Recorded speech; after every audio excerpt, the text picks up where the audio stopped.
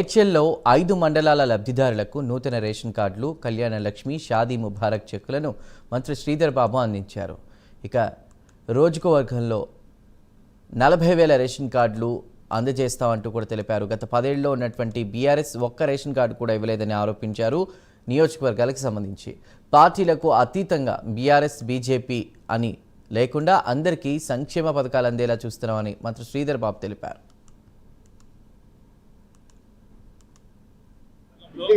దీంతో పాటు మెడ్చల్ నియోజకవర్గంతో పాటు మరి అన్నింటిలో కూడా రేషన్ కార్డులకు సంబంధించి కొత్త రేషన్ కార్డు పంపిణీ కార్యక్రమం భాగంలో ఈరోజు మెడ్చల్ నియోజకవర్గం జిల్లా కేంద్రానికి కూడా రావడం జరిగింది.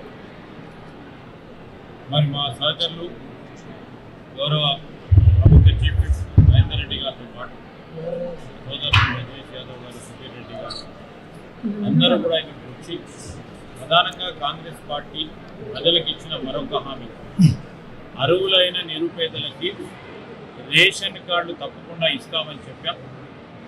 ఆ ప్రక్రియను మొదలుపెట్టుకొని అర్హత గల నిరుపేదలందరికీ సంబంధించిన దరఖాస్తులు తీసుకొని మొత్తం పూర్తి స్థాయిలో పరిశీలన చేసి ఈనాటి వరకు ఈ జిల్లాలో ఉన్న 40,000 మందికి కొత్త రేషన్ కార్డు, మరో 80,000 మందికి పేర్లు కొత్తగా చేర్చడం కానీ పాత కార్డులలో రాబోయే ఒక 2-3 వారాల్లో మొత్తం 1,00,000 కార్డులు ఈరోజు ఇచ్చిన 40,000 కార్డు ప్లస్ మరో 60,000 కార్డులు పరిశీలనలు ఉన్నాయి.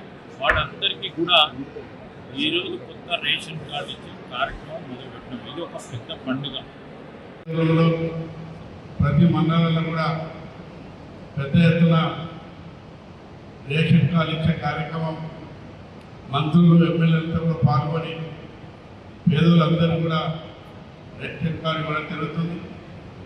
రేషన్ కార్డు ఉంటేనే సంక్షేమ పథకాలన్నీ కూడా ఇవ్వడానికి అవకాశం ఉంటుంది. కాబట్టి రేషన్ కార్డులతో పాటు ఇల్లు ఇచ్చే కార్యక్రమం కానీ, అదేవిధంగా మహిళలందరూ కూడా గ్యాస్ ఇచ్చే కార్యక్రమం కానీ, అధికారానికి రాకముందు ముఖ్యమంత్రులు ఏదైతే హామీలు ఇచ్చిందో 6 గ్యారెంటీలతో పాటు ఒకదాని ఒకటి ప్రజలకు ప్రభుత్వం మీద ఎంత భారం ఉన్నప్పటికీ కూడా పెద్ద ఎత్తున సంక్షేమ పథకాలు కూడా జరుగుతున్నది.